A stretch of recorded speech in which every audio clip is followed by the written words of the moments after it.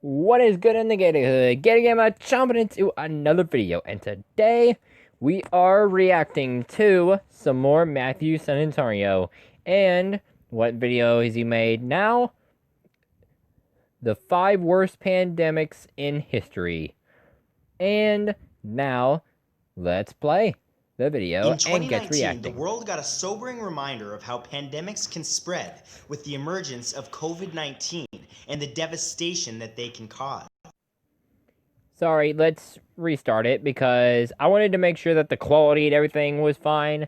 Like, re-clicked on the quality settings up here, so things will look more clear and everything. In 2019, the world got a sobering reminder of how pandemics can spread with the emergence of COVID-19 and the devastation that they can cause. But pandemics are not new to humanity. In fact, far from it. We have survived many pandemics in our history.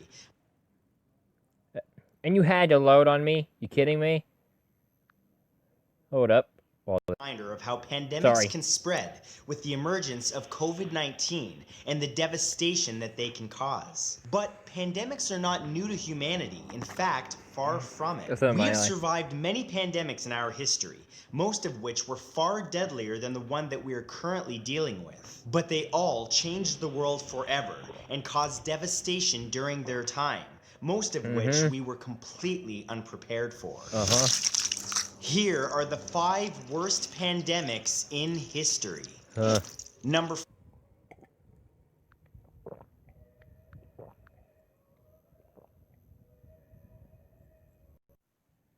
4. It keeps loading on me.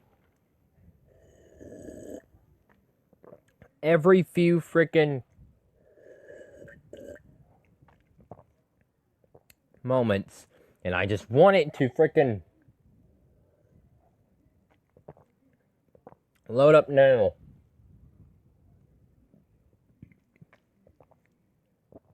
So I can watch it and see how frickin'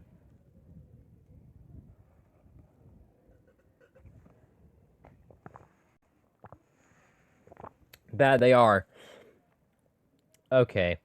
Now let's see if it will go on already. Here are the 5 worst pandemics in history. Number 5 is the HIV/AIDS pandemic. The HIV/AIDS pandemic, or epidemic as some call it, is unique because it's a pandemic that we're still living with to this day. What? The human immunodeficiency virus, which can be categorized into 2 strains, HIV? Like hives? Oh, man. Keeps loading on me. I wanted to quit that. Okay, I think it'll no longer load. It's been several minutes. Pandemic, or epidemic as some call it, is unique because it's a pandemic that we're still living with to this day. The human immunodeficiency virus, which can be categorized into 2 strains, HIV-1 and HIV-2, are believed to have originated in non-human primates in West Central Africa and are believed to have transferred to humans through a process known as zoonosis in the early 20th century. Whoa. Both are species of lentivirus, a subgroup of retrovirus that infect humans. Over time, they cause acquired immunodeficiency syndrome, or AIDS. HIV-1 appears to have originated in southern Cameroon, while HIV-2 appears to have originated in West Africa, perhaps southern Senegal. Since the first case of infections, the virus has made Again.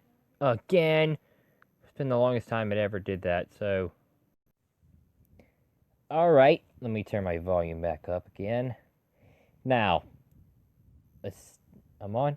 Yeah, I'm on. So it's been an incredibly long while. I was just watching YouTube on my phone to pass the time. So now I think it will load up long enough for us to get a pretty good long while of listening to it. So let's just get to the watching.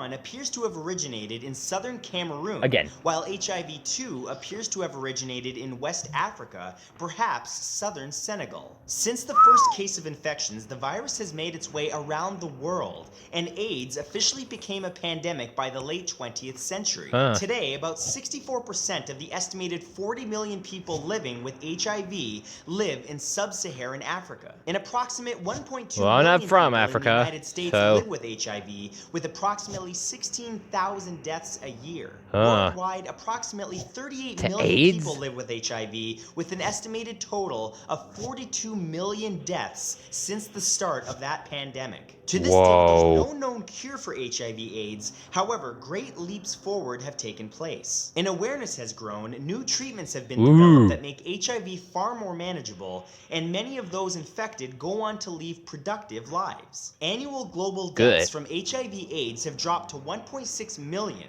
and as science and technology progresses, many believe a cure will present itself in our lifetime. Number 4 is the Plague of Justinian. The Plague of Justinian began in the year 541 and lasted until 542. It was caused by an outbreak of a single bacterium, the Yersinia pestis, better known as the bubonic plague. It afflicted primarily the Byzantine Empire and the Mediterranean port cities, killing from 30 to 50 million people in a single year. It carried over from the Mediterranean Sea from Egypt, a recently conquered land, paying tribute to Emperor. Hold up. But don't we have a treatment for that now? I mean, I'm not really sure, but I know there was one certain kind of plague that everyone knows there's no cure for so far, and yet... Interruptions. I hate interruptions. Anyway, isn't there a treatment for bubonic plague now? I'm not sure, but... It's pretty deadly disease, that's for sure. Killing from 30 to 50 million people in a single year. It carried over from the Mediterranean Sea from Egypt, a recently conquered land, paying tribute to Emperor Justinian in grain. However, plague-ridden fleas hitched a ride on the black rats that snacked on that grain. It went on to spread like wildfire across Europe, Asia, North Africa, and Arabia, killing, by some estimates, up to half of the world's population. This pandemic is regarded as the first recorded incident of the bubonic plague, leaving a devastating trail of destruction behind it, killing up to a quarter of the population of the Eastern Mediterranean. At its peak, it was killing an estimated 110,000 people every day. According to Professor of History Thomas Makaitis at DePaul University, people had no real understanding of how to fight it other than trying to avoid sick people. As far as how the pandemic ended, our best guess is that it was a mixture of some developing an immunity and the majority of people isolating. Number 3 is... Spreading doing this again. Okay, I think we could watch this a good while now without it loading. Immunity and the majority of people isolating. Number 3 is the Spanish flu pandemic. The Spanish flu pandemic began in 1918 and lasted until 1920. It infected over 500 million people, about 1/3 of the world population at that time, in 4 successive waves, and included everyone from the South Seas to the North Pole. 1/5 of those infected died, a mortality rate of 20%, with up to 25 million deaths in the first 25 weeks alone. Interestingly, despite its name, this disease did not start in Spain. It was given its name because Spain was a neutral nation during the war and did not enforce strict censorship of its press, which could therefore freely publish early accounts of the illness. As a result, people falsely believed the illness was specific to Spain, and the name Spanish flu stuck. It's believed that this pandemic actually began somewhere in Kansas in the United States, with the first observations of it occurring in March of 1918 and then in April in France, Germany, and the UK. This was an unusually deadly influenza pandemic caused by the H1N1 influenza A virus. What separates this pandemic from other influenza outbreaks was that traditionally influenza had always only killed the most vulnerable categories, such as the very young, the elderly, and the immunocompromised. However, this one was an enigma, as it seemed to kill completely healthy young adults while leaving children and those with weaker immune systems still alive. Interestingly, this would not be the last time that we would see this strain of the flu, as the same strain would again resurge in 2009 as the swine flu pandemic. When it was all over, the Spanish flu killed an estimated 675,000 Americans, and Wow. worldwide estimates regarding the total death toll vary wildly, with some being anywhere from 17 to 100 million, but the most widely accepted estimate is somewhere between 30 to 50 million. So how did it end? Well, there were no antiviral drugs to treat the virus and no antibiotics to treat the secondary bacterial infections. No vaccine was developed for this pandemic. However, instead, it ended by observing social distancing, the closing of schools and other such gathering places, quarantining, and the widespread use of masks. It's worth noting that San Francisco COVID. ended up suffering some of the highest death rates from the Spanish flu nationwide due to public resistance against public gathering orders. As a result, a 2007 analysis found that if San Francisco had simply kept all of its anti-flu resistance against public gathering orders. Wait a minute. It was gonna say something. I mean, I'll let it load up again. Alright, now it will not load this time. Closing of schools and other such gathering places, quarantining, and the widespread use of masks. It's worth noting that San Francisco ended up suffering some of the highest death rates from the Spanish flu nationwide due to public resistance against public gathering orders. As a result, a 2007 analysis found that if San Francisco had simply kept all of its anti-flu protections in place through the spring of 1919, it could have reduced deaths by 90%. Number 2 is smallpox. Smallpox was one of the most devastating and oldest pandemics in history, and by total death count, it could be considered the worst pandemic in history. However, it comes in at number 2 on this list as the number of deaths occurred over a much longer time span because, as you'll see, number 1 killed many more people in a much shorter time span. It's believed that smallpox extends all the way back to prehistory, originating around 10,000 BC. But the earliest credible evidence of it was found in Egyptian mummies from 3,000 years ago. During the 18th century, the disease killed an estimated 400,000 Europeans each year, including 5 reigning monarchs, and was responsible for a third of all blindness. It's estimated that in the 20th century alone, it killed 300 to 500 million people. Between 20 to 60% of all those infected and over 80% of children died from the disease, or approximately 1 in 3 people on average. Smallpox is transmitted in multiple ways, but most frequently through the air in moisture droplets by sneezing, coughing, and talking, but could also be spread through direct contact with infected bodily fluids or contaminated objects, such as bedding or clothing. As recently as 1967, the World Health Organization determined that approximately 15 million people contracted the disease and 2 million people died that year. The disease advances in stages. The first symptoms of smallpox include a high fever, fatigue, a headache, and a backache. After 2 to 3 days, a flat red rash appears on the face and upper arms, and then it spreads all over the body.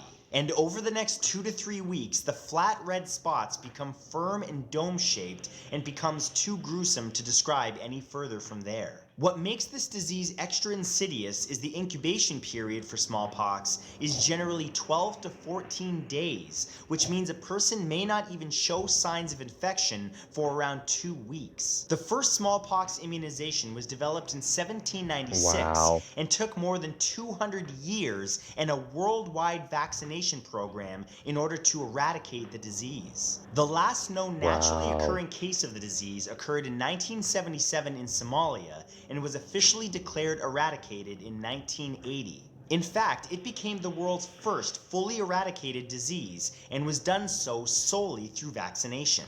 Interestingly, to this day, there are still no treatments for the disease that are proven, tried, and tested. Prevention became the key, and it was done so based on a worldwide vaccination strategy. And number 1 is the Black Death. By far the most fatal... Let me guess. It's the Black Plague. The frickin' plague that could not be cured and could not be treated in any wise and probably killed the most of people. and yet some believe it could still be out there, frozen in the ice caps. And global warming, some believe that global warming might actually melt out the disease and then cause the spread all over again and stuff, or at least is what some people believe. I mean, I don't know if I should believe it, but, Pandemic in history was the Black Death, also known as the Plague. Occurring between the plague, 1346 the and Black Plague. 1353, it killed a harrowing 75 to 200 million people, the majority of those in just the first 4 years. Wow. Originating in Asia, it's believed that it spread between continents via fleas living on rats that so frequently lived aboard merchant ships known as death ships. Ports were major urban centers at the time, and so were perfect breeding grounds for this contagion. The pandemic was especially devastating during that time because people didn't have the scientific understanding of viruses and the like. All that they knew is that it had something to do with proximity. In fact, some forward-thinking officials decided to keep newly arrived sailors in isolation until... Wait, and some people thought, like, I heard of in school that these masks, like these weird little masks, they have like these little smelling kind of things or something like that in the tip of its beak of the mask, and they had no real idea of the viruses existing. They thought the sicknesses were due to smell, so they thought if they put a bunch of smell good things at the tip of that mask where they couldn't smell nothing, then they thought they were protected, because we didn't have that much knowledge of that back in the day. At least that's what I learned. All that they knew is that it had something to do with proximity. In fact, some forward-thinking officials decided to keep newly arrived sailors in isolation until they could prove that they were not sick, making this the invention of quarantine. Interestingly, as time went on, the Venetians increased the forced isolation period to 40 days, or a quarantino, which is where we get the origin of the word quarantine and the start of the practice in the Western world. The plague wiped out half of Europe's population and changed the course of Europe's history forever. The main symptoms of the plague are actually too gruesome to mention in this video, but also include fever, chills, vomiting, diarrhea, terrible aches and pains, and then, of course, death. To this day, we don't fully understand how the plague worked, but it was believed to have been transmitted through the air as well as through the bites of infected fleas and rats. It was caused by an outbreak of a single bacterium, again the Yersinia pestis, similar to the plague of Justinian. Other than quarantine, to stop the pandemic, physicians relied on crude and unsophisticated techniques such as bloodletting and boil lancing, practices that were dangerous as well as unsanitary in and of themselves, and superstitious practices such as burning aromatic herbs and bathing in rosewater and vinegar, but was curtailed by methods that we still use today, such as social distancing and isolation. Thank you so much for watching this video, and if you enjoyed it and learned something, be sure to drop a like on it, share it with your friends, and I'll see you in the next video. Peace. I like the new outro, dude. I'm gonna give that a like. And so that's gonna be it for the day, you guys. And if you really enjoyed and you want to see more of me, then go out ahead and you know what to do. GatorGamer, jumping out. Goodbye.